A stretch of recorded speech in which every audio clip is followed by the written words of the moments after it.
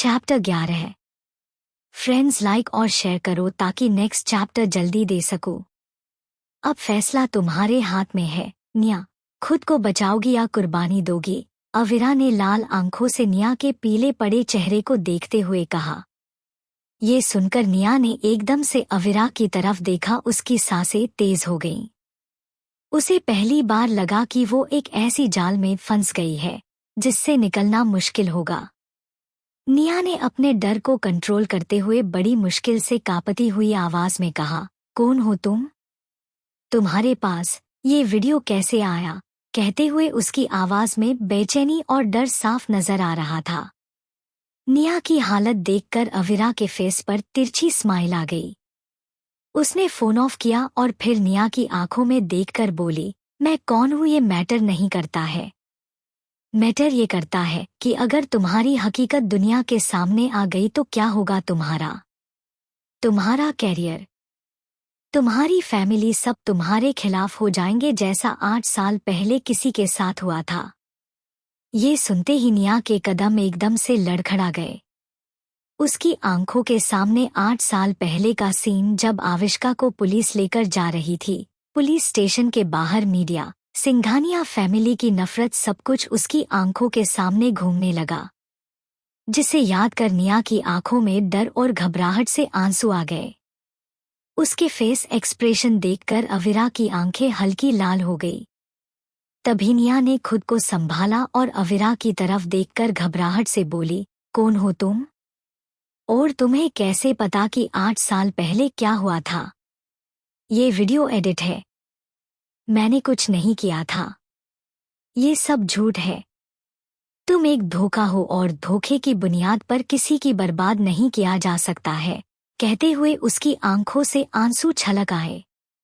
उसकी बातें सुनकर अविरा की आंखें और ज्यादा लाल हो गई।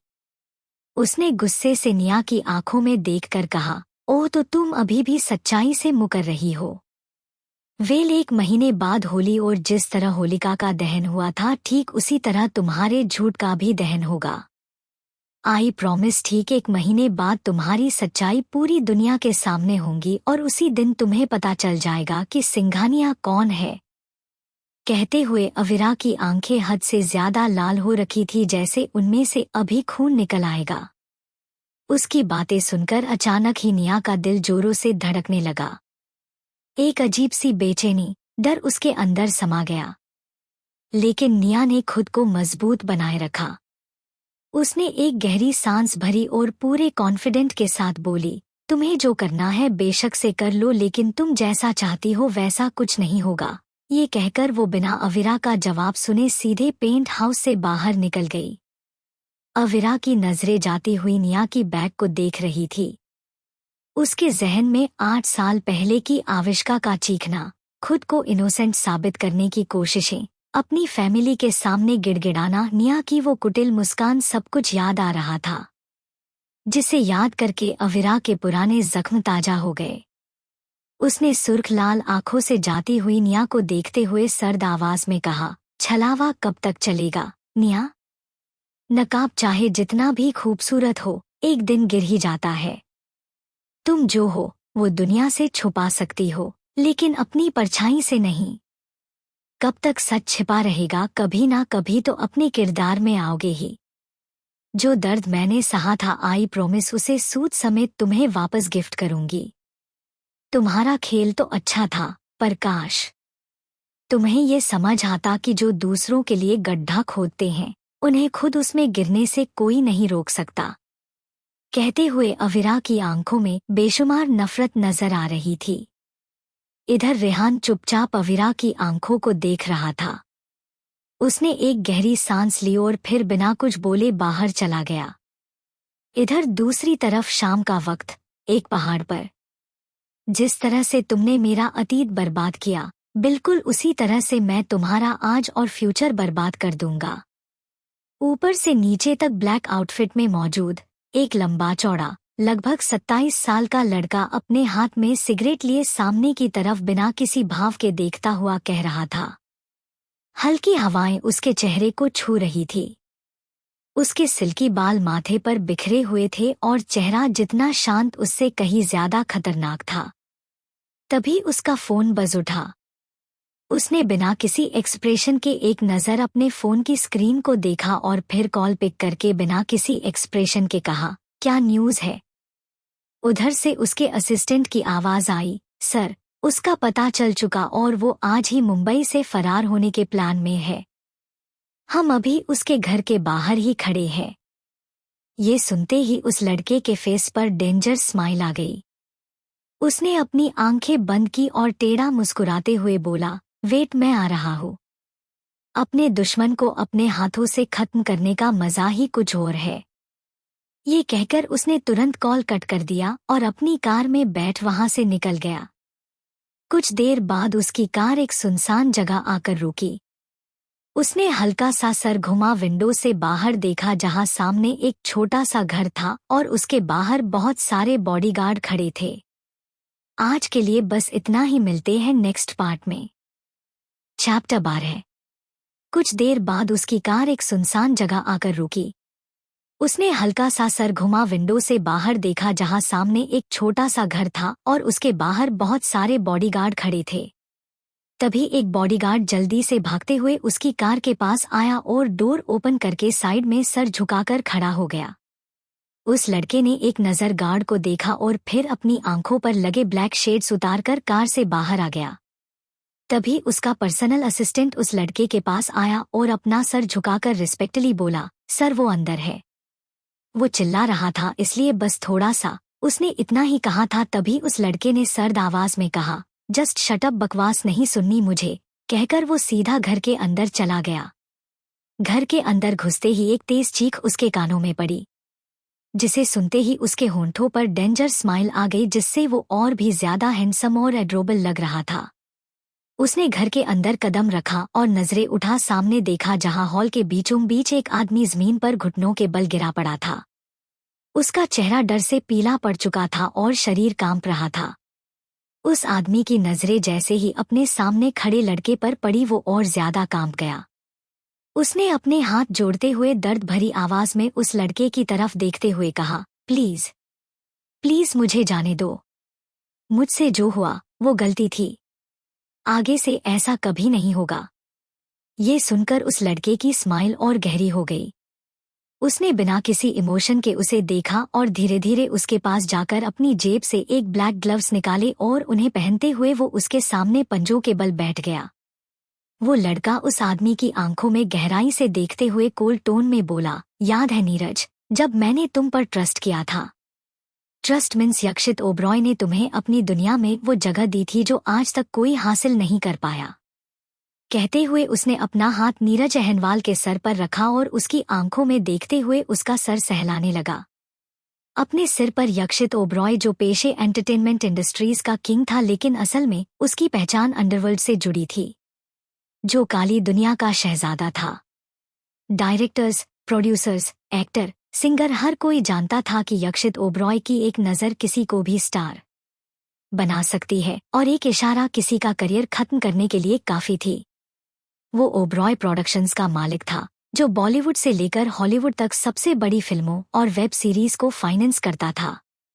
यक्षित की कंपनी के बिना इंडस्ट्री अधूरी लगती थी, लेकिन कम ही लोग जानते थे कि उसकी असली ताकत कहाँ से आती थी।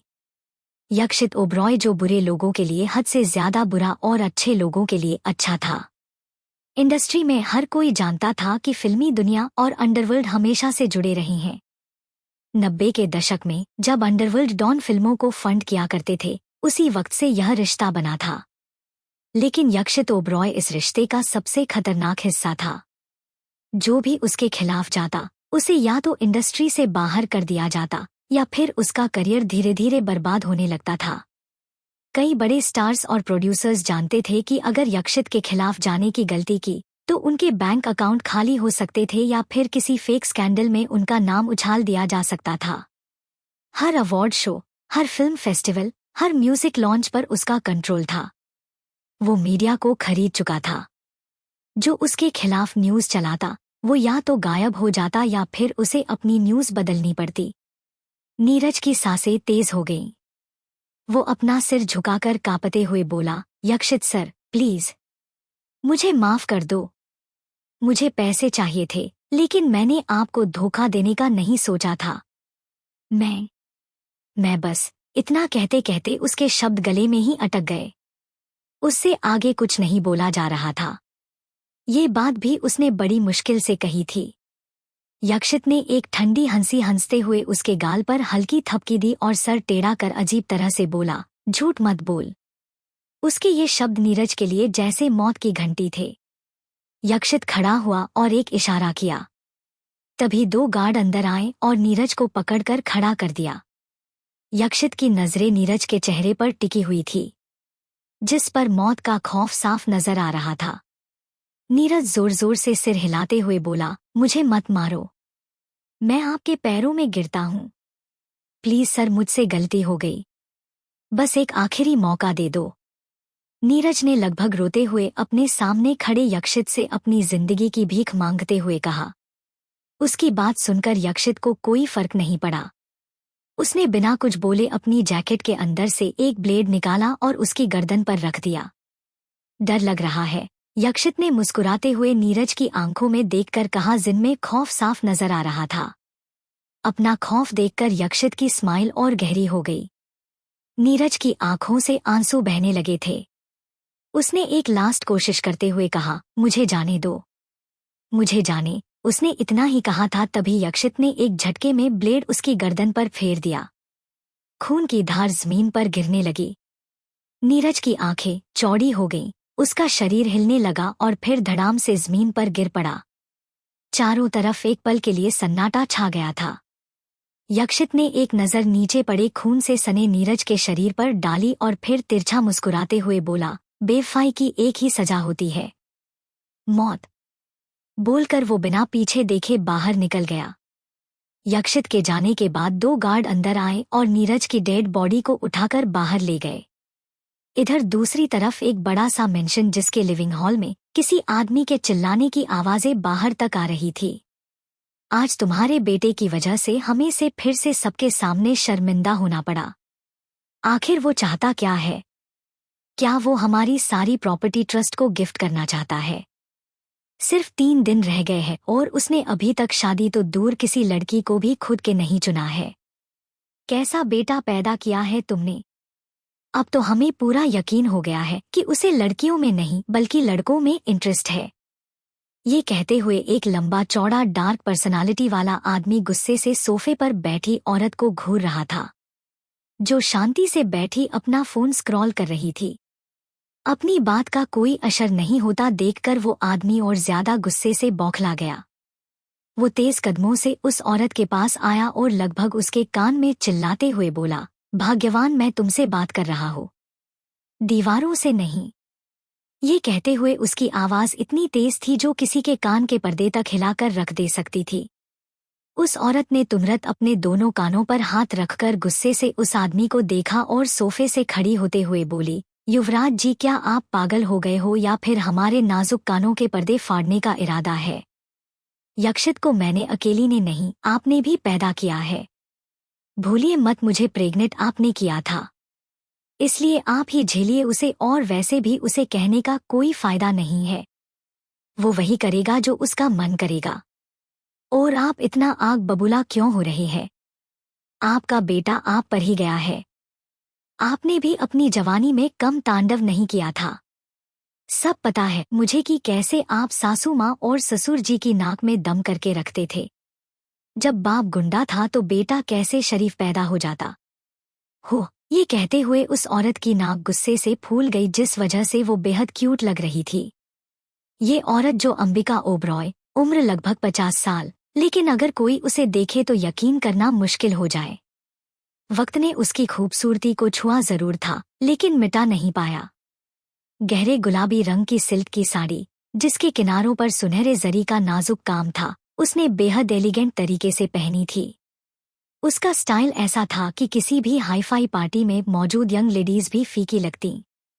उसका फिगर उम्र के हिसाब से मेंटेन था, ना ज्यादा पतली ना ही भारी, बस एक रॉयल और ग्रेसफुल औरत जैसी। लंबे खुले बाल जिनमें हल्की लहरें थीं, हल्का मेकअप पर वही कजरारी आंखें जो उसके तेज दिमाग का सबूत देती थीं। माथे पर एक छोटा सा रेड बिंदी जो उसकी शख्सियत को और मजबूत बनाता था। अंबिका ओबरॉय एक साफ दिल और अपनी फैमिली पर अपनी जान छिड़कने वाली औरत थी। आज के लिए बस इतना ही, मिलते हैं नेक्स्ट पार्ट में। चैप्टर 13। यक्षित ओबरॉय। वही सामने खड़ा आदमी जो अपने टाइम में माफिया किंग रह चुका था। उसने गुस्से से अपने दांत पिस लिए। इस वक्त उसका मन कर रहा था कि सामने खड़ी औरत को 2 थप्पड़ लगा दे। आज तक किसी की हिम्मत नहीं युवराज ओबेरॉय के सामने ऊंची आवाज में बात करने की, लेकिन सामने खड़ी औरत जो युवराज ओबेरॉय की पहली मोहब्बत और आखिरी इश्क था, उसे वो सपने में भी हर्ट करने के बारे में नहीं सोच सकता था। युवराज जी ने अपने गुस्से से घूंट पिया और एक गहरी सांस लेकर सर्द आवाज में बोले, उस दिन आप ही इतनी खूबसूरत लग रही थी कि हम कंट्रोल नहीं कर पाए और यक्षित जैसा नालायक बेटा पैदा हो गया। उन्होंने इतना ही कहा था, तभी उनके कानों में किसी की आवाज पड़ी, हाँ तो इस बार समझदार बेटा पैदा कर लीजिए, लेकिन एक बात याद रखना, अगर मेरा दुश्मन इस दुनिया में आया तो उसे मैं जिंदा नहीं छोड़ूंगा। आकांक्षा ओबेरॉय का सिर्फ एक ही बेटा है और वो है यक्षित ओबेरॉय, और इसके अलावा दूसरी कोई औलाद नहीं होंगी। ये सुनते ही युवराज और आकांक्षा जी ने तुरंत सर घुमा मेन एंट्रेंस की तरफ देखा, जहां यक्षित अपने दोनों हाथ सीने पर फोल्ड किए दरवाजे से टिककर खड़ा युवराज जी को ही अपनी ब्राउन आंखों से घूर रहा था। सामने खड़े यक्षित को देखकर और उसकी बातें सुनकर युवराज जी का पारा एक बार फिर गर्म हो गया। उन्होंने लगभग चिल्लाते हुए कहा, पता नहीं हमने अपने पिछले में कौन से बुरे कर्म किए थे जो हमें इस जन्म में तुम्हारा जैसा बेटा मिला। हमारी बीवी की जगह अपनी ये पजेसिवनेस अपनी होने वाली बीवी के लिए दिखाओगे तो अच्छा होगा।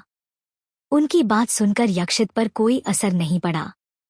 वो आकांक्षा जी के पास आया और उनके कानों में ब्लूटूथ लगाते हुए आराम से बोला, मॉम आप रूम में जाइए और आराम से सॉन्ग सुनिए, मुझे आपके पति से अकेले में बात करनी है। कहते हुए उसने आकांक्षा जी के फोन में सॉन्ग प्ले कर दिया। आकांक्षा जी ने मुस्कुराते हुए प्यार भरी निगाहों से अपने बेटे को देखा और बोली, ओके बेटा अपना ध्यान रखना। कहकर उन्होंने एक नज़र युवराज जी को देखा जो उन्हें ही अपनी आंखें छोटी किए घूर रहे थे, और फिर वो धीरे से उनके बगल से निकलकर अपने रूम की तरफ चली गई। उनके जाने के बाद यक्षित सिंगल सोफे पर बैठते हुए बोला, हम मम्म अब बोलिए कौन सा अर्जेंट काम आ गया था जिसके लिए सुबह से 200 कॉल कर चुके हो। कहते हुए उसने अपना सर सोफे के हेडरेस्ट से टिकाकर अपनी आंखें बंद कर ली। उसकी बात सुनकर युवराज ने अपने दोनों हाथ कमर पर रख लिए और गुस्से से बोले, मैं पिछले 1 महीने से तुमसे एक ही बात कह रहा हूँ कि शादी कर ले, और अब तो सिर्फ 3 दिन ही बचे हैं। 3 दिन बाद तेरा 26वां बर्थडे है, और वसीयत के हिसाब से अगर तेरी शादी नहीं हुई तो हमारी सारी प्रॉपर्टी ट्रस्ट में चली जाएगी। कहते हुए उनके माथे पर टेंशन की लकीरें उभर आई थी। उनकी बात सुनकर भी यक्षित ने कुछ रिएक्ट नहीं किया। वो वैसे ही अपनी आंखें बंद किए शांति से बैठा रहा। वो बोरियत भरी आवाज में बोला, 3 दिन मतलब 72 घंटे, 4320 मिनट और 259200 सेकेंड्स। इतना वक्त तो बहुत ज्यादा लंबा है। मेरे लिए ओनली 5 मिनट्स काफी है अपनी प्रॉपर्टी बचाने के लिए। मैं तो अपना एक पैसा भी किसी को फ्री में नहीं दे सकता हूँ, प्रॉपर्टी तो बहुत दूर की बात है। ये कहकर उसने आंखें खोलकर युवराज जी को देखा। उसकी बात सुनकर युवराज जी एक पल के लिए खामोश हो गए। उन्हें समझ नहीं आ रहा था कि वो अब क्या बोले। अगर यक्षित बोल रहा था कि वो अपनी प्रॉपर्टी को कुछ नहीं होने देगा, दैट्स मीन कुछ नहीं होगा, क्योंकि यक्षित जो कहता था वही होता था। वो अपनी डेस्टिनी का मालिका खुद था। उसकी मर्जी के बिना एक पता भी इधर उधर नहीं हो सकता था। प्रॉपर्टी तो बहुत दूर की बात थी। युवराज जी ने एक गहरी सांस भरी और बोले, थैंक्स गॉड जो तुमने ये तो कहा, वरना मुझे तो लगा था कि मेरी इतने सालों की मेहनत यूं ही वेस्ट में चली जाएगी। बाय द वे तुम किस लड़की से शादी करने वाले हो? जिससे भी करो ये बात ध्यान में रखकर करना कि वो तुम्हारी मॉम और मेरी लव को हर्ट ना कर दे, वरना उसके साथ तुम्हें भी इस घर से बाहर निकाल फेंकूंगा। कहकर वो उठकर वहां से जाने लगे, लेकिन तभी उनके कानों में यक्षित की आवाज पड़ी। आपको लगता है यक्षित ओबेरॉय की वाइफ इतनी सीधी होगी जिसे आसानी से कोई भी कहीं भी उठाकर फेंक देगा? बहुत बड़ी गलतफहमी पाल रखी है आपने। कहीं ऐसा ना हो कि वो आपको ही उठाकर बाहर फेंक दे। और रही मेरी मॉम की बात, तो किसी की इतनी औकात नहीं जो उन्हें हर्ट कर सके, बोलकर यक्षित टेढ़ा मुस्कुरा दिया। उसकी बात सुनकर युवराज जी ने कस के अपनी मुट्ठियां बंद कर ली। उन्होंने हल्का सा सर घुमा यक्षित को देखा और फिर दांत पीसते हुए बोले, एक बार तू शादी कर ले, फिर बताता हूँ तुझे। कहकर वो गुस्से से अपने रूम में चले गए। उनके जाने के बाद यक्षित ने अपना सर हिला दिया और अपना फोन उठा किसी को मैसेज करके वो भी ऊपर अपने रूम में चला गया। 1 घंटे बाद यक्षित बालकनी में रेलिंग के पास अपने दोनों हाथ पेंट की पॉकेट में डाले खड़ा चुपचाप बाहर पसरे अंधेरे को देख रहा था। वो शर्टलेस था। उसकी अट्रैक्टिव बॉडी और एट पेक एब्स चांद की रोशनी में और भी ज्यादा एड्रोबल लग रहे थे, जिससे वो काफी हॉट लग रहा था। उसकी आंखों में कोई इमोशन नहीं थे। तभी उसके रूम के डोर पर नॉक पर हुआ। उसने वैसे ही सामने देखते हुए कोल्ड टोन में कमिंग कहा। उसका जवाब सुनकर दरवाजा खोलकर एक लंबा चौड़ा हैंडसम पर्सनालिटी वाला एक लड़का अंदर आया। देखने में उसकी उम्र लगभग 26 या 27 साल होगी। उसने अपने हाथ में एक फाइल पकड़ी हुई थी और उसने नजरें घुमा इधर उधर देखा और तभी उसकी नजरें बालकनी में रेलिंग के पास खड़े यक्षित पर पड़ी। उस लड़के ने एक गहरी सांस भरी और अपने कदम यक्षित की तरफ बढ़ा दिए। वो लड़का जो यक्षित का पर्सनल असिस्टेंट ज़ेहन मल्होत्रा था। उसने यक्षित की बेग को देखते हुए हल्का सा सर झुका रिस्पेक्टली कहा, सर इसमें इंडिया की नहीं बल्कि पूरे एशिया की टॉप फीमेल्स की लिस्ट है जो अभी तक सिंगल है। ये कहते हुए उसने फाइल को यक्षित की तरफ बढ़ा दिया। लेकिन तभी यक्षित ने वैसे ही सामने देखते हुए बिना किसी एक्सप्रेशन के कहा, स्टार्ट स्पीकिंग। ये सुनते ही ज़ेहन ने कुछ सेकंड के लिए यक्षित के चेहरे को देखा और फिर एक गहरी सांस लेकर फाइल ओपन की। फर्स्ट पेज पर एक लड़की की फोटो थी जिसने 3 पीस सूट पहना था और वो चेयर पर किसी रानी की तरह बैठी थी। उसके चेहरे पर बहुत सारे कैमरों की फ्लैश लाइट्स पड़ रही थी। शायद वो कोई इवेंट की फोटो थी। तभी ज़ेहन की नजरें उस फोटो के नीचे लिखे नाम पर पड़ी, हानिया मिर्जा। ज़ेहन ने धीरे से कहा और आगे बोलना कंटिन्यू रखा, Dubai best business tycoon, luxury hotel chain की ओनर, जिसने 3 साल में मार्केट का पूरा डायनामिक बदल दिया। उसे क्वीन ऑफ हॉस्पिटैलिटी कहा जाता है। Age 25 years. कहकर उसने यक्षित की तरफ देखा जिसने कोई रिएक्ट नहीं किया था, जिसका साफ मतलब था कि उसे हानिया मिर्जा में बिल्कुल इंटरेस्ट नहीं था। ज़ेहन ने फाइल का अगला पेज पलटा और उसकी नजरें सीधा एक फाइटर लड़की की फोटो पर पड़ी। वो कुछ पल रुककर बोला, अलेक्सा वांग, हांगकांग की टॉप फाइटर और सिक्योरिटी एजेंसी की ओनर। सरकारें भी उसकी सर्विसेज पर डिपेंडेंट हैं। कहते हैं अगर किसी का सिक्योरिटी सिस्टम फेल करना हो तो बस उसे हायर करो। ये कहकर उसने यक्षित की तरफ देखा जो अभी भी वैसे ही खड़ा था। ज़ेहन ने एक गहरी सांस भरी और फिर आगे फाइल्स में जितनी भी लड़कियों की डिटेल्स थी सब उसने एक एक करके सुना दी, लेकिन यक्षित ने अभी भी कोई रिएक्ट नहीं किया। वो बोरियत से खड़ा सिगरेट के लंबे लंबे कस भरते हुए बस आसमान में चमक रहे तारों को देख रहा था। उसने एक नज़र भी फाइल में मौजूद लड़कियों की फोटो पर डालना जरूरी नहीं समझा। ज़ेहन ने फाइल का लास्ट पेज पलटा और तभी उसकी नजरें 2 खूबसूरत आंखों से जा मिली। आज के लिए बस इतना ही, मिलते हैं नेक्स्ट पार्ट में। चैप्टर 14। कहकर उसने यक्षित की तरफ देखा जो अभी भी वैसे ही खड़ा था। ज़ेहन ने एक गहरी सांस भरी और फिर आगे फाइल्स में जितनी भी लड़कियों की डिटेल्स थी सब उसने एक एक करके सुना दी, लेकिन यक्षित ने अभी भी कोई रिएक्ट नहीं किया। वो बोरियत से खड़ा सिगरेट के लंबे लंबे कस भरते हुए बस आसमान में चमक रहे तारों को देख रहा था। उसने एक नज़र भी फाइल में मौजूद लड़कियों की फोटो पर डालना जरूरी नहीं समझा। ज़ेहन ने फाइल का लास्ट पेज पलटा और तभी उसकी नजरें 2 खूबसूरत आंखों से जा मिली। ज़ेहन एक पल के लिए उन आंखों में देखता ही रह गया, लेकिन तभी उसके कानों में यक्षित की आवाज पड़ी, क्या हुआ? चुप क्यों हो गए? आगे पढ़ना भूल गए हो या फिर? ये कहते कहते वो एकदम से चुप हो गया। उसकी नजरें फाइल में मौजूद फोटो को देख रही थी।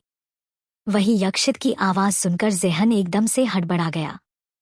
उसने नजरें उठा तुरंत यक्षित को देखा और उसे कहीं और देखता देख उसने उसकी नजरों का पीछा कर वापस फाइल में मौजूद फोटो को देखा जिसमें एक खूबसूरत सी लड़की की कार से बाहर निकलते वक्त की फोटो थी। उसके चारों तरफ बहुत सारे बॉडीगार्ड खड़े थे और उस लड़की ने चेहरे पर मास्क पहना था जिससे उसकी खूबसूरत कातिल आंखें ही नजर आ रही थी। उसके चेहरे पर बहुत सारे कैमरों की फ्लैश लाइट्स पड़ रही थी लेकिन उस लड़की का ध्यान सिर्फ सामने था। उसकी पलकें एक पल के लिए भी नहीं झपकी थी। यक्षित को उस फोटो की तरफ देखता देख जहन की आंखें हैरानी से बड़ी बड़ी हो गई। उसने मन ही मन खुद से कहा, क्या सर इस लड़की में इंटरेस्टेड है? क्या यही हमारी फ्यूचर भाभी और ओबरॉय खानदान की बहू बनेगी? खुद से ये कहते हुए उसने फोटो के नीचे लिखे नाम को देखा जहां अविरा सिंघानिया लिखा हुआ था। तभी जहन में एक गहरी सांस भरी और अविरा के बारे में पढ़ना शुरू कर दिया जो फाइल में लिखा हुआ था। अविरा सिंघानिया, एशिया की सबसे बड़ी बिजनेस क्वीन। सिर्फ 20 साल की उम्र में उसने वो कर दिखाया जो लोग 3 जनरेशन में नहीं कर पाते। उसे दी अनस्टॉपेबल फोर्स कहा जाता है और वजह साफ है, उसने पूरे मार्केट को अपने हिसाब से मोड़ दिया है। ये कहकर उसने एक नज़र यक्षित को देखा जो अभी भी बिना अपनी पलकें झपकाए एकटक अविरा की आंखों में देख रहा था। जहन ने वापस फाइल की तरफ देखा और आगे पढ़ना शुरू किया। अविरा सिंघानिया सिर्फ एक कंपनी की ओनर नहीं है, बल्कि उसने टॉप 50 कंपनियों में से 15 को टेक ओवर कर लिया है। चाहे टेक्नोलॉजी हो, फैशन हो, फाइनेंस हो या सिक्योरिटी, हर सेक्टर में उसका नाम सबसे ऊपर है। सर इसे द क्वीन ऑफ एम्पायर्स कहा जाता है, लेकिन लोग उसे कोल्ड हार्टेड शार्क भी कहते हैं। वह इमोशंस में यकीन नहीं रखती, सिर्फ नंबर्स और पावर में। उसके दुश्मन खत्म हो जाते हैं और उसके कॉम्पिटिटर्स सिर्फ नाम के लिए जिंदा रहते हैं। इसका बैकग्राउंड क्या है, फैमिली कौन है, कहाँ से आई है, इसका कुछ नहीं पता है। सिर्फ इसकी पहचान इसका नाम और इसका काम है जिसके बेस पर इसे पूरी दुनिया जानती है।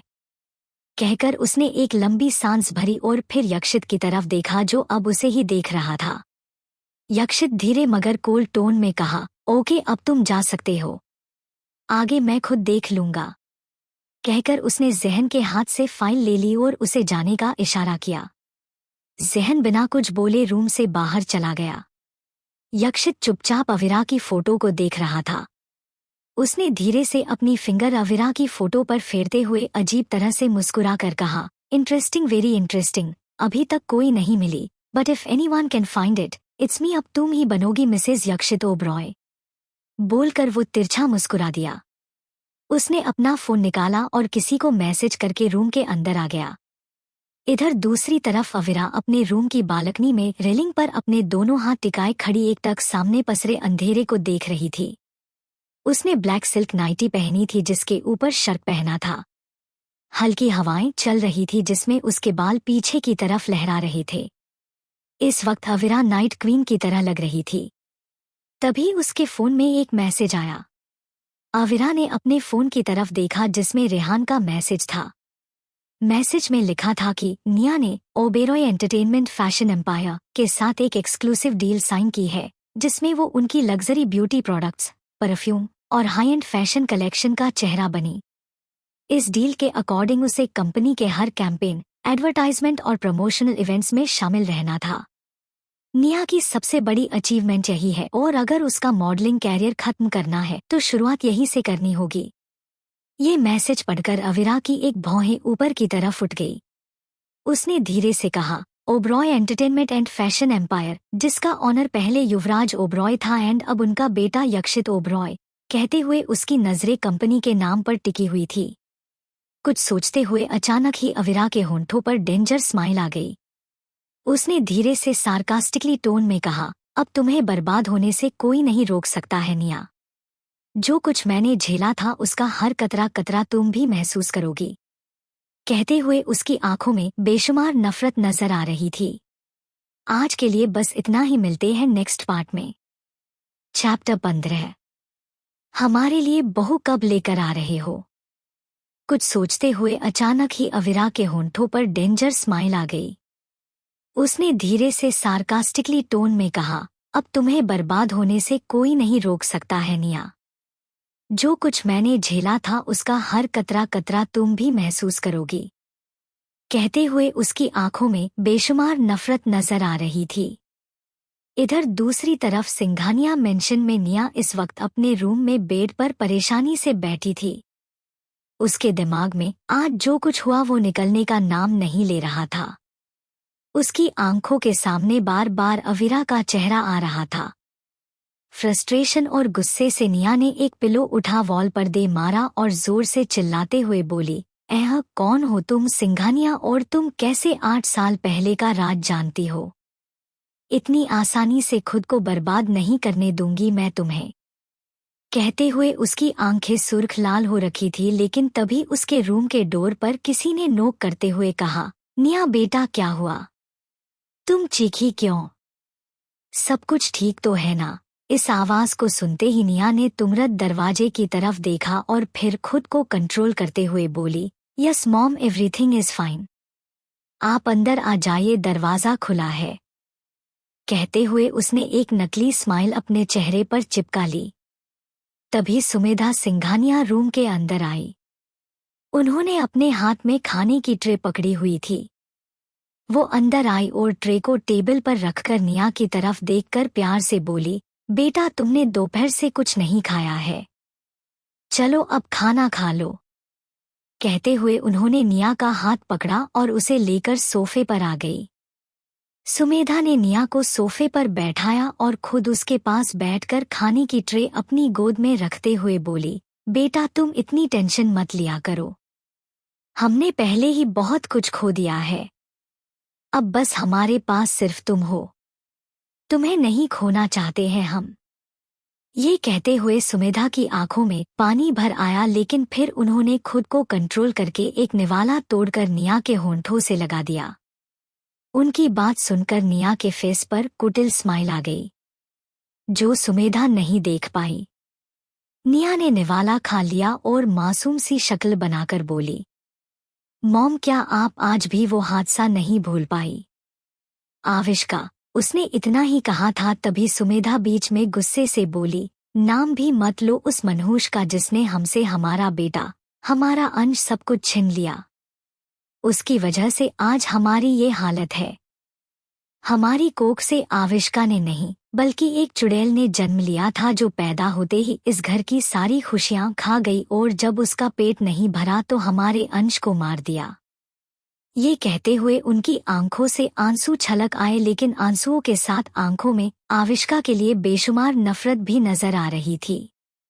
उनकी बात सुनकर निया की स्माइल और गहरी हो गई, लेकिन फिर उसने जल्द ही अपनी स्माइल छुपा ली और उसने धीरे से सुमेधा के हाथों को थाम लिया और हल्की मासूमियत भरी आवाज में बोली, मॉम प्लीज आप रोइए मत। मैं जानती हूँ आविष्का ने जो किया उसकी माफी नहीं हो सकती है। उसने सिर्फ आरव को नहीं छीना बल्कि इस घर की हर खुशी को निगल लिया। कहकर उसने एक गहरी सांस ली और सुमेधा की आंखों में सीधे देखते हुए आगे कहा, मुझे तो समझ ही नहीं आता कि कोई इंसान इतना पत्थरदिल कैसे हो सकता है। अपने ही परिवार के खिलाफ इतना बड़ा कदम उठाने के लिए हिम्मत कहाँ से आई उसे? शायद इसलिए क्योंकि वो इस घर की बेटी कभी थी ही नहीं। उसने इस घर में सिर्फ नफरत बोई है। आविष्का ने कभी हमें अपना माना ही नहीं। ये सब सुनकर सुमेधा के चेहरे पर आविष्का के लिए और भी ज्यादा नफरत उमड़ आई, जिसे देखकर निया के चेहरे पर विनिंग स्माइल आ गई। कुछ देर ऐसे ही बातें करने के बाद सुमेधा वहां से चली गई। अगली सुबह 8 बजे ओबरॉय मेंशन पूरी ओबरॉय फैमिली इस वक्त डाइनिंग एरिया में चेयर पर बैठी थी। सामने वाली हेड चेहरे पर घर के सबसे बड़े दादाजी राज ओबरॉय, जिनके सफेद घने बाल, गहरी भूरी आंखें और चेहरे की हल्की झुर्रियां उनकी उम्र शो कर रही थी, लेकिन उनकी आवाज आज भी जवानी की तरह ही रौबदार थी, जो पूरे माहौल पर असर डालती थी, जिससे कोई भी उनकी मौजूदगी को अनदेखा नहीं कर सकता था। उनके बगल में सविता ओबेरॉय बैठी थी, रॉयल एलिगेंस की मिसाल। उनके सिल्वर ग्रे बालों की हल्की चोटी, होंठों पर हल्की मुस्कान और ग्रीन कलर की बनारसी साड़ी में वो इस वक्त बेहद खूबसूरत लग रही थी। जहां राज ओबेरॉय की सख्ती परिवार को संभालती थी, वहीं सविता की शांति इसे जोड़े रखती थी। सविता जी के बगल में आकांक्षा जी बैठी थी और उनके पास में युवराज जी और राज जी के सामने वाली हेड चेयर पर यक्षित आराम से बैठा अपना ब्रेकफास्ट कर रहा था। पूरे डाइनिंग एरिया में एकदम शांति छाई हुई थी। तभी उस शांति को तोड़ते हुए आकांक्षा जी ने यक्षित की तरफ देखकर कहा, बेटा तुम हमारे लिए बहू कब लेकर आ रहे हो? कहते हुए उनकी आंखों में अलग ही चमक आ रही थी। वही उनका सवाल सुनकर सब आकांक्षा जी की तरफ देखने लगे। यक्षित के हाथ एकदम से रुक गए। उसने हल्का सा सर टेढ़ा आकांक्षा जी की तरफ देखा और बिना किसी एक्सप्रेशन के कहा, जल्द ही। उसका जवाब सुनकर सविता और आकांक्षा जी दोनों के चेहरे खिल उठे तो वही राज और युवराज जी अजीब नजरों से यक्षित को देख रहे थे जैसे वो कोई इंसान नहीं, दुनिया का 8वां अजूबा हो। तभी राज जी ने अपनी रौबदार आवाज में कहा, क्या लड़कियां इतनी आसानी से मिल जाती हैं कि जब चाहा शादी का फैसला ले लिया? मानता हूँ तुम्हारे एक इशारे पर हजारों लड़कियां शादी के लिए तैयार हो सकती है, लेकिन हमें उन 1000 लड़कियों में से नहीं, बल्कि वो लड़की चाहिए जो तुम्हारी प्रॉपर्टी की वजह से नहीं, बल्कि तुम्हें तुम्हारी असली पहचान की वजह से अपनाए, जो तुम्हारे नाम या दौलत से नहीं, बल्कि तुम्हारे साथ होने से खुद को खुशकिस्मत समझे। हमें ऐसी लड़की चाहिए जो ओबेरॉय परिवार की बहू बनने से पहले तुम्हारी हमसफर बनने के काबिल हो। ये कहते हुए उनकी तीखी नजरें यक्षित पर टिक गईं, लेकिन यक्षित पर इसका कोई असर नहीं हुआ। उसने बड़ी ठंडक से अपना नाइफ और फोर्क टेबल पर रखा और अपनी चेयर से पीठ टिकाते हुए बेहद शांति से बॉल्स, जब चीजें मेरी पसंद की हों तो हाँ, इतनी ही आसानी से मिल जाती हैं। और रही बात शादी की तो मुझे हमसफर नहीं, बल्कि एक प्रॉपर्टी सेवर चाहिए। इससे ज्यादा मेरी लाइफ में किसी लड़की की कोई वैल्यू नहीं है। ये सुनकर टेबल पर एक पल के लिए सन्नाटा छा गया। आज के लिए बस इतना ही, मिलते हैं नेक्स्ट पार्ट में। चैप्टर 16। उसने बड़ी ठंडक से अपना नाइफ और फोर्क टेबल पर रखा और अपनी चेयर से पीठ टिकाते हुए बेहद शांति से बोला, जब चीजें मेरी पसंद की हों तो हाँ, इतनी ही आसानी से मिल जाती हैं। और रही बात शादी की तो मुझे हमसफर नहीं, बल्कि एक प्रॉपर्टी सेवर चाहिए। इससे ज्यादा मेरी लाइफ में किसी लड़की की कोई वैल्यू नहीं है। उसकी बात सुनकर एक पल के लिए पूरे डाइनिंग एरिया में सन्नाटा छा गया। सविता और आकांक्षा जी के चेहरे पर आई खुशी एक पल में गायब हो गई। वहीं राज ओबरॉय ने गहरी सांस ली और गौर से यक्षित को देखने लगे। युवराज जी जो अब तक शांत थे, उन्होंने एक गहरी सांस भरी और यक्षित को देखते हुए बोले, यक्षित, शादी कोई बिजनेस डील नहीं होती जिसे सिर्फ प्रॉपर्टी बचाने के लिए किया जाए। ये 2 दिलों के साथ 2 परिवारों का मेल होता है। ये कहते हुए उनकी आवाज में हल्की सख्ती थी। यक्षित ने हल्की स्मिर्क के साथ उनकी तरफ देखा और कहा, मिस्टर ओबेरॉय, मेरी लाइफ, मेरे रूल्स। आप जानते हैं, मैं दिल से नहीं, दिमाग से डिसीजन लेता हूँ। और मेरे लिए शादी सिर्फ एक समझौता होगी जिसे मैं अपनी कंडीशन पर करूँगा। उसका जवाब सुनकर राज जी ने अपनी बियर्ड पर हाथ फेरा और अपनी कुर्सी से थोड़ा आगे झुके। वो गौर से यक्षित की आंखों में देख रहे थे। उनकी आंखों में परखने वाली चमक थी, जैसे वो अपने पोते के इरादों को तौल रही हों। राज जी गौर से यक्षित के चेहरे को देखते हुए बिना किसी एक्सप्रेशन के बोले, अगर तुम्हारी कंडीशन पर ही सब कुछ होगा तो फिर तुम्हारी दादी और मॉम को उस बहू को अपनाने में परेशानी हो सकती है। एंड हो सकता है तुम जिस लड़की से शादी करो वो हम सब में से किसी को पसंद ना आए। ओबरॉय खानदान की बहू बनने से पहले उसे हमारे उसूल सीखने होंगे। उन्होंने ये बात धीमे लेकिन गहरे अंदाज में कहा। उनकी बात सुनकर सब यक्षित को देखने लगे, जो अभी भी बिना किसी एक्सप्रेशन के बैठा हुआ था। तभी यक्षित ने अपनी चेयर पीछे खिसकाई और खड़ा होकर एक हाथ से अपने सूट की कॉलर को हल्का सा एडजस्ट किया और फिर दादाजी की आंखों में सीधे देखते हुए हल्की मगर खतरनाक मुस्कान के साथ बोला, ओबेरॉय फैमिली की बहू बनने के लिए उसे आपकी इजाजत चाहिए होगी, लेकिन मेरी बीवी बनने के लिए सिर्फ मेरा हुक्म काफी है। मेरी लाइफ में क्या होगा और क्या नहीं इसका डिसीजन सिर्फ मेरा होगा। ये कहते हुए वो आकांक्षा जी के पास आया। आकांक्षा जी प्यार से अपने बेटे को देख रही थी।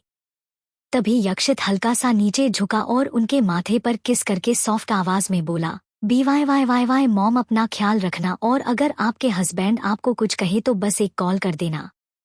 आई प्रॉमिस फिर आपके हस्बैंड कुछ करने लायक नहीं रहेंगे। ये कहते हुए उसके फेस पर डेंजर स्माइल आ गई। वही उसकी बात सुनकर युवराज जी का चेहरा सर्द हो गया।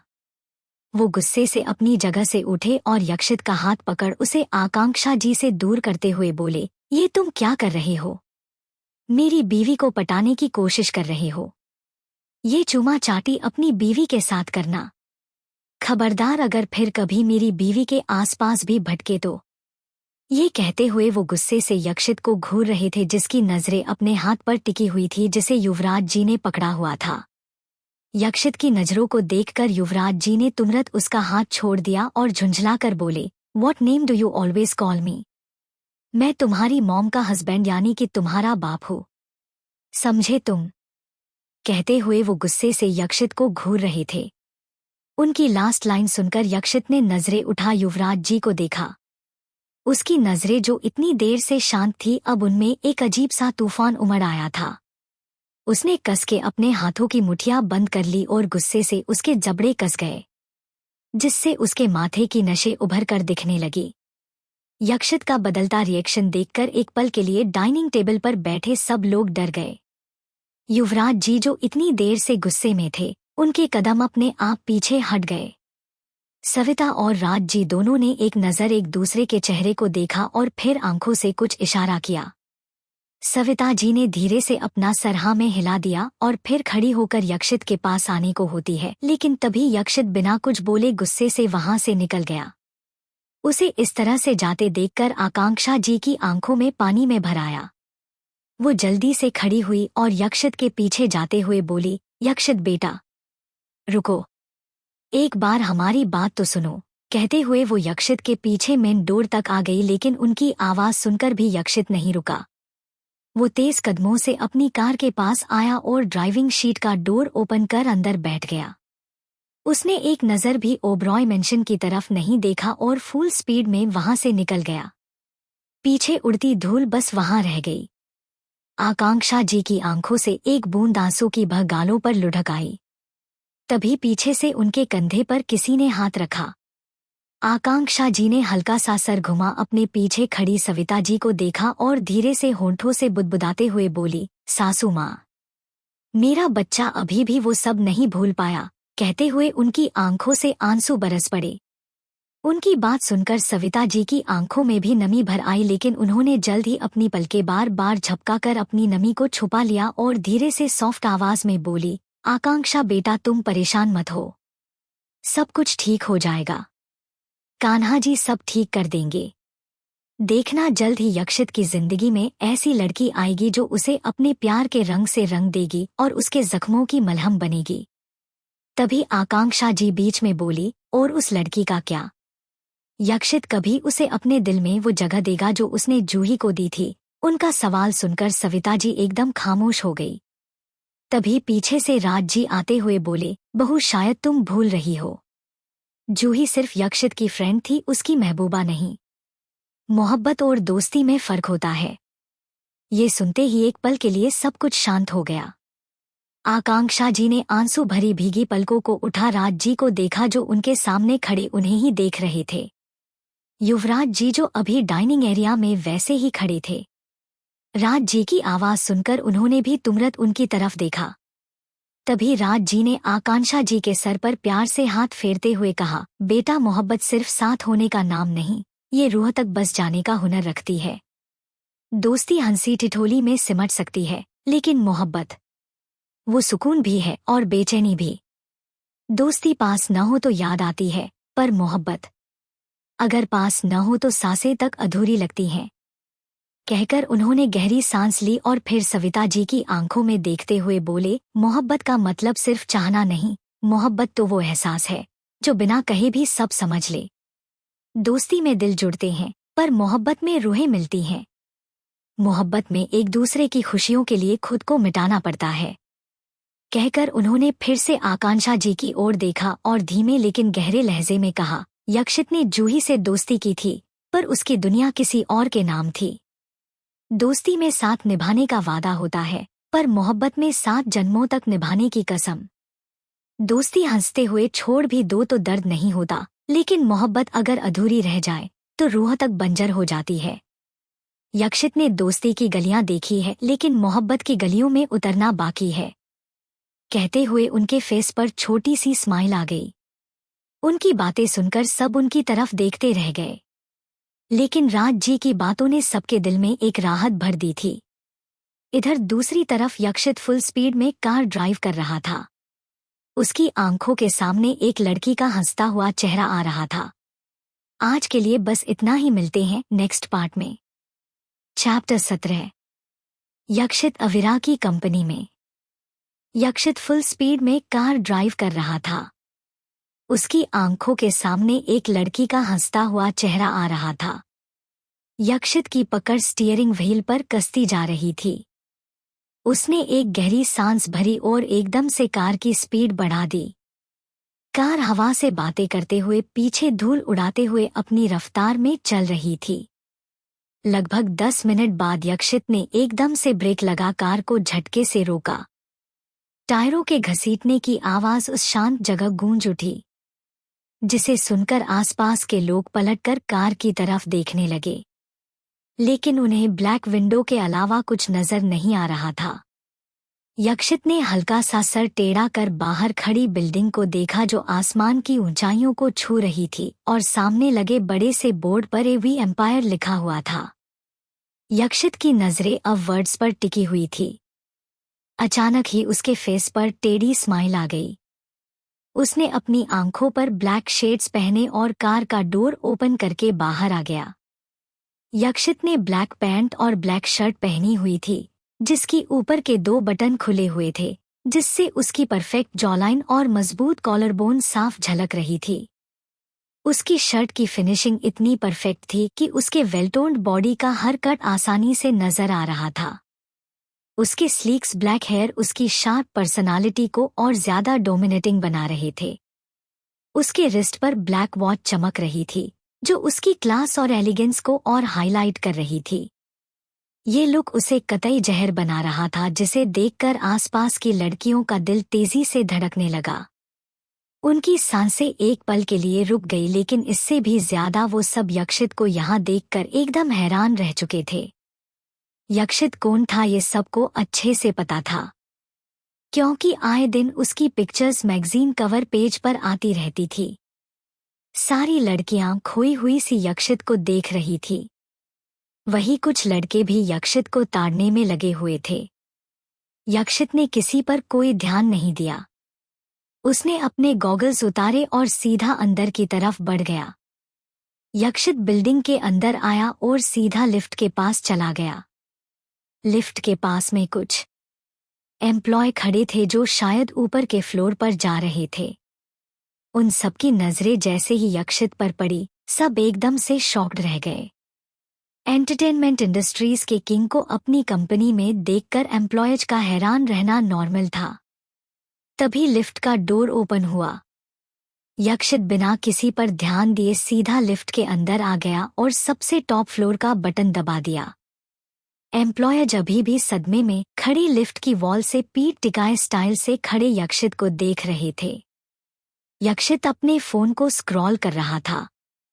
उसे अपने ऊपर सबकी नजरें महसूस हो रही थी, लेकिन उसने कोई रिएक्ट नहीं किया। यक्षित के लिए लोगों की अटेंशन नॉर्मल थी। वो जब भी कहीं जाता था, सबका ऐसा ही रिएक्शन होता था। इसलिए वो या तो अपने बॉडीगार्ड्स को लेकर जाता या फिर अपने लुक को चेंज करके, जिससे वो किसी के पहचान में नहीं आता। लेकिन अभी यक्षित को अविरा से बात करनी थी, इसलिए वो अपने कैजुअल लुक में ही यहाँ आ गया। तभी लिफ्ट का डोर बंद हो गया और लिफ्ट ऊपर की तरफ चली गई। कुछ पल बाद लिफ्ट टॉप फ्लोर पर आकर रुकी। यक्षित लिफ्ट से बाहर आया और अपना फोन पेंट की पॉकेट में रखकर चारों तरफ देखा। पूरे फ्लोर पर एकदम सन्नाटा पसरा हुआ था, जो एक अजीब सी वाइब दे रहा था। तभी यक्षित की नजरें सामने के केबिन पर पड़ी, जिसके बाहर सीईओ का टैग लगा हुआ था। यक्षित ने अपने कदम उस तरफ बढ़ा दिए। इधर केबिन के अंदर अविरा अपनी हेड चेयर पर बैठी एक फाइल देख रही थी। रेहान उसके सामने अपने दोनों हाथ पीछे बांधे बिना किसी एक्सप्रेशन के खड़ा था। रेहान ने एक गहरी सांस भरी और धीमी सी आवाज में कहा, सिंघानिया ग्रुप के बोर्ड मेंबर्स फिलहाल 2 हिस्सों में बन चुके हैं। कुछ लोग आपके खिलाफ खुलकर जाने की हिम्मत कर रहे हैं और कुछ वो देखना चाहते हैं कि आप क्या करने वाली हो। ये सुनकर अविरा ने हल्की मुस्कान के साथ सिर झुकाया और उसी तरह मुस्कुराते हुए बोली, बिल्कुल वैसा ही जैसा मैंने सोचा था। जब 50% शेयर मेरे नाम ट्रांसफर हुए तभी ये डिसाइड हो गया था कि ये लड़ाई अब सिर्फ निया और मेरे बीच नहीं बल्कि पूरे सिंघानिया बोर्डरूम में लड़ी जाएगी। ये सुनकर रेहान ने फाइल के पन्ने पलटते हुए कहा, बोर्ड में कुल 12 मेंबर्स हैं। आपके हिस्से के 50% शेयर का मतलब है कि आधे से ज्यादा लोग अभी आपकी तरफ झुक सकते हैं। अगर आप सही कदम उठाओ तो बटनिया के पास अब भी सीईओ की पोजीशन है और वो इसका जरूर कुछ फायदा उठाएगी। ये सुनकर अविरा ने फाइल से नजरें हटा रेहान की तरफ देखा और कुछ बोलने को होती है, लेकिन तभी एकदम से केबिन का डोर ओपन हुआ जिसकी आवाज सुनकर रेहान ने तुरंत दरवाजे की तरफ देखा तो वही अविरा का चेहरा एकदम से काला पड़ गया। What the hell? कौन इतना बदतमीज है जो बिना नोक किए अंदर आ गया? अविरा ने गुस्से से कांपते हुए तेज आवाज में कहा और सर घुमा दरवाजे की तरफ देखा, लेकिन सामने खड़े शख्स को देखकर वो एकदम से चौंक गई। चैप्टर 18 और 19। आई एम श्योर 9 मंथ्स बाद तुम्हारे हाथ में हमारा बेबी होगा। यक्षित ने एक नजर अविरा के हाथों को देखा और फिर उसकी आंखों में देखकर टेढ़ा मुस्कुरा कर बोली, मिस अविरा, तुम तो अभी से वाइल्ड कैट बन रही हो। शादी के बाद तो पता नहीं क्या करोगी। आई एम श्योर 9 मंथ्स बाद तुम्हारे हाथ में फाइल्स की जगह हमारा बेबी होगा। ये बोलते हुए उसकी स्माइल और भी गहरी हो गई। वही उसकी बात सुनकर अविरा एकदम से अपने होश में आई। उसका चेहरा एकदम से काला पड़ गया और उसने झटके से यक्षित के शर्ट को छोड़ दिया। अविरा ने नजरें उठा यक्षित को देखा और गुस्से के साथ बोली, क्या कहा, फिर से कहना। शादी और वो भी मुझसे एंड बेबी। ये कहते कहते वो एकदम से चुप हो गई और गुस्से से यक्षित को घूरने लगी। उसकी बात सुनकर यक्षित सीधा खड़ा हुआ और अपने दोनों हाथ पेंट की पॉकेट में डालते हुए बिना किसी एक्सप्रेशन के बोला, यस, मुझसे शादी। यही डील है जिसके लिए मैं यहाँ हूँ। बदले में तुम्हें जो चाहे मैं वो सब देने को तैयार हूँ। मेरी कंपनी के शेयर, विला, बंगला, प्रॉपर्टी जो चाहे वो मांग सकती हो। कहते हुए उसके फेस पर एक भी एक्सप्रेशन नहीं थे। उसकी बात सुनकर अविरा का चेहरा और भी ज्यादा डार्क हो गया। उसने कस के अपने हाथों की मुठियां बंद कर ली और गुस्से से चेयर से खड़ी होकर चिल्लाते हुए बोली, mister Oberoi, get out from here right now. कहते हुए वो पूरा गुस्से से कांप रही थी। उसका चिल्लाना सुनकर यक्षित, जिसका चेहरा अब तक शांत था, वो एकदम से काला पड़ गया। उसकी आंखें हल्की लाल होने लगी थी और जबड़े कस चुके थे जिससे उसके माथे की नसें उभर आई थी। वो सब कुछ बर्दाश्त कर सकता था बट किसी का चिल्लाना उससे कभी बर्दाश्त नहीं होता था। यक्षित ने हल्का सा अपना चेहरा झुकाए और अपनी 2 उंगलियों से आईब्रो को रब करते हैं धीमी सी आवाज में बोला, wrong move baby, very wrong move. बोलकर उसने अपनी नजरें उठा अविरा को देखा। इस वक्त उसकी आंखें सुर्ख लाल हो रखी थी, जिन्हें देखकर एक पल के लिए अविरा के बदन में सरसराहट सी दौड़ गई। तभी यक्षित ने एकदम से अविरा की कमर में अपना हाथ डाल झटके से अपने करीब खींच लिया। अविरा संभल नहीं पाई और उसका सर सीधे यक्षित के सीने से आ लगा। उसने तुरंत नजरें उठा यक्षित के चेहरे को देखा जो अपना सर झुकाए उसे ही देख रहा था। इस वक्त वे दोनों एक दूसरे के बेहद नजदीक थे, इतने कि उनके बीच से हवा पास होने की भी जगह नहीं थी। उनकी चेस्ट आपस में टच हो रही थी और यक्षित की गर्म सांसें अविरा को अपने चेहरे पर फिल हो रही थी। अचानक ही अविरा के दिल की धड़कनें एक बार फिर बुरी तरह शोर करने लगी, जिनकी आवाज यक्षित को अच्छे से सुनाई दे रही थी। तभी यक्षित ने उसकी कमर पर अपनी पकड़ कसते हुए कोल्ड टोन में कहा, वाइल्ड कैट आराम से बात कर रहा हो। अच्छा होगा अगर तुम भी शांति से आंसर दो वरना। इतना कहकर उसने अपनी बात अधूरी छोड़ दी, लेकिन उसकी अधूरी बात में छिपी वार्निंग अविरा को अच्छे से समझ आ गई थी। यक्षित ने एक गहरी सांस भरी और अगले ही पल अविरा की कमर से अपना हाथ हटा 2 कदम पीछे हट गया। उसने अपना सर ऊपर की तरफ उठा, एक लंबी सांस भरी और फिर वापस अविरा की आंखों में देखकर बोला, मुझे कल शादी करनी है, इट्स अर्जेंट। मुझे भी शादी करने का कोई शौक नहीं है।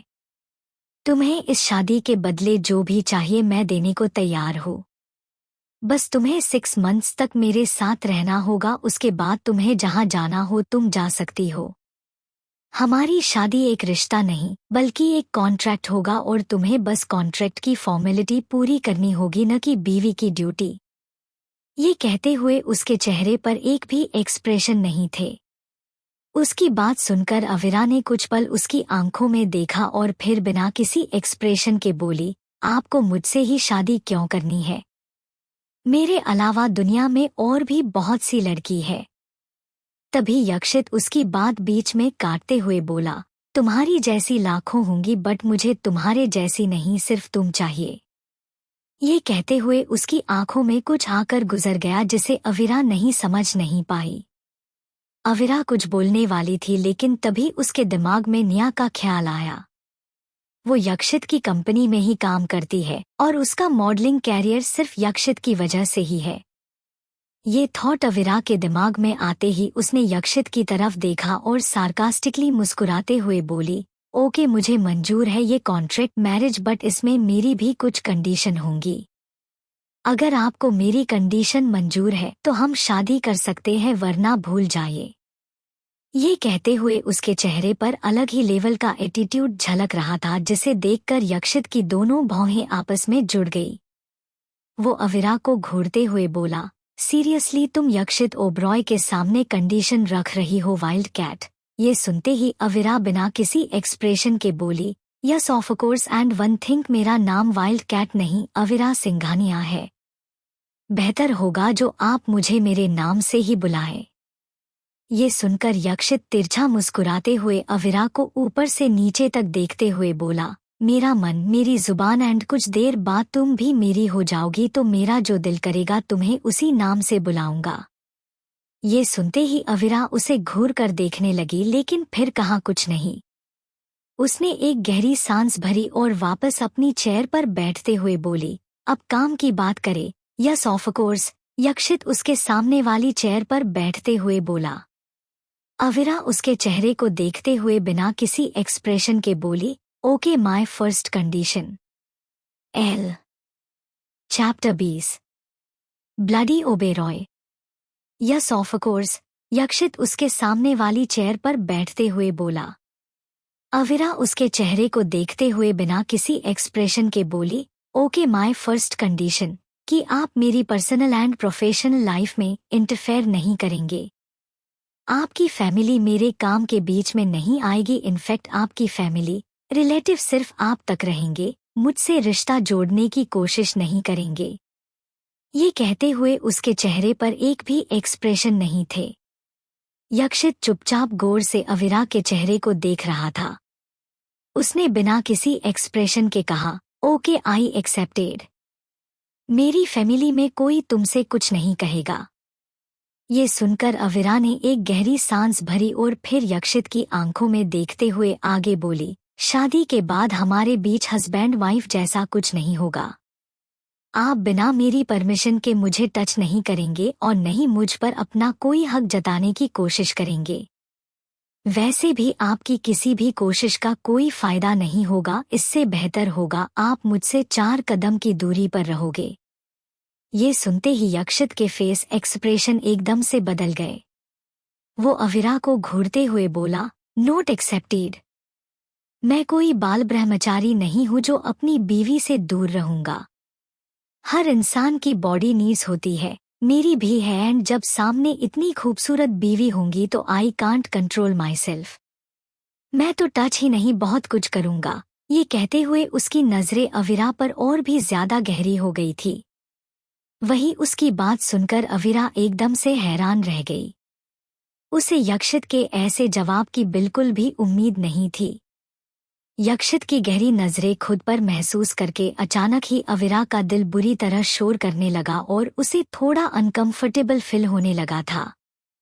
चाहे जो हो वो थी तो एक लड़की ही, और यक्षित की बातें सुनकर उसके गाल शर्म से हल्के लाल हो गए, जिनका शायद अविरा खुद को पता नहीं चला था। अविरा ने एक गहरी सांस भरी और यक्षित की आंखों में देखकर बोली, अगर आपको मेरी सेकंड कंडीशन मंजूर नहीं है तो आप जा सकते हैं यहाँ से। मुझे कोई प्रॉब्लम नहीं है। ये सुनकर यक्षित तिरछा मुस्कुरा कर बोला, बट मुझे प्रॉब्लम है। मैं तो यहाँ से दिलवाली दुल्हनिया लेकर ही जाऊंगा, फिर चाहे वो अपनी मर्जी से जाए या फिर उसे उठाकर ले जाना पड़े। ये सुनते ही अविरा उसे बुरी तरह घूरने लगी। उसने कस के अपने हाथों की मुठियां बंद कर ली और उसका चेहरा गुस्से से कांपने लगा था, लेकिन यक्षित को कोई फर्क नहीं पड़ा।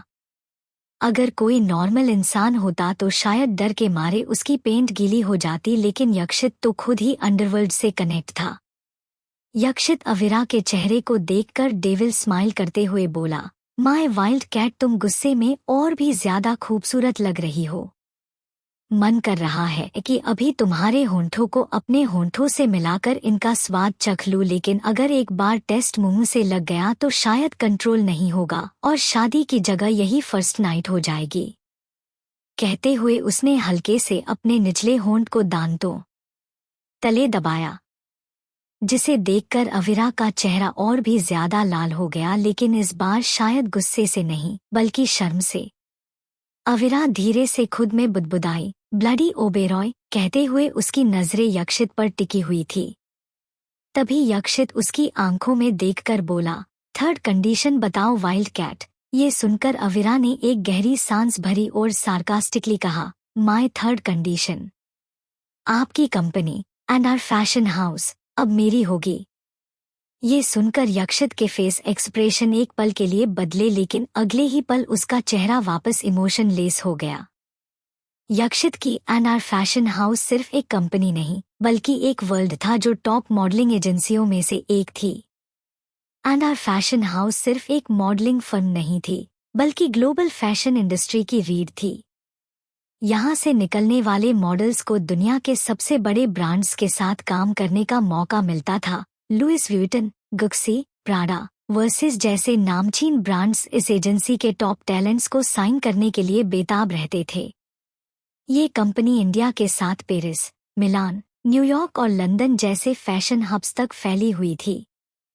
आवर फैशन हाउस ने कई ग्लोबल सुपरमॉडल्स और फैशन डिजाइनर्स को लॉन्च किया था। ये सिर्फ एक कंपनी नहीं बल्कि $1 बिलियन वैल्यू की इंडस्ट्री थी जो फैशन, कॉस्मेटिक्स और लाइफस्टाइल ब्रांड्स से जुड़ी थी। हर साल company Met Gala, Paris fashion week और मिलान फैशन वीक जैसे इवेंट्स में पार्ट लेती थी और यहीं से निया सुपर मॉडल बनी थी। उसके सक्सेसफुल कैरियर की शुरुआत यहीं से हुई थी। अविरा टेढ़ा मुस्कुराते हुए यक्षित की तरफ देखकर बोली, क्या हुआ? अगर आपको डील एक्सेप्ट। तभी यक्षित बीच में बोला, आई एक्सेप्ट योर कंडीशन। बोलकर वो खड़ा हुआ और अविरा के पास आकर उसकी कलाई पकड़ झटके से उसे खड़ा कर दिया। यक्षित के अचानक इस एक्शन से अविरा के कदम एक पल के लिए लड़खड़ा गए और उसके दोनों हाथ यक्षित के कंधों पर आ गया। अविरा ने तुरंत सर उठा यक्षित की आंखों में देखा, जो खुद अपना सर झुकाए उसे ही देख रहा था। तभी यक्षित ने एकदम से अविरा की कलाई को छोड़ दिया और उसकी लोअर बैक पर अपना हाथ रखकर उसे अपने और करीब कर लिया। अविरा हल्का सा उसकी तरफ झुक गई। उसके होंठ यक्षित के गले के बेहद नजदीक थे, इतने कि अगर वो 1 इंच भी अपनी जगह से हिलती तो उसके सॉफ्ट लिप्स यक्षित के गले को टच हो जाते। यक्षित की गर्म सांसें अविरा के चेहरे पर पड़ रही थी और दोनों कुछ पल के लिए सब कुछ भूलकर एक दूसरे की आंखों में देख रहे थे।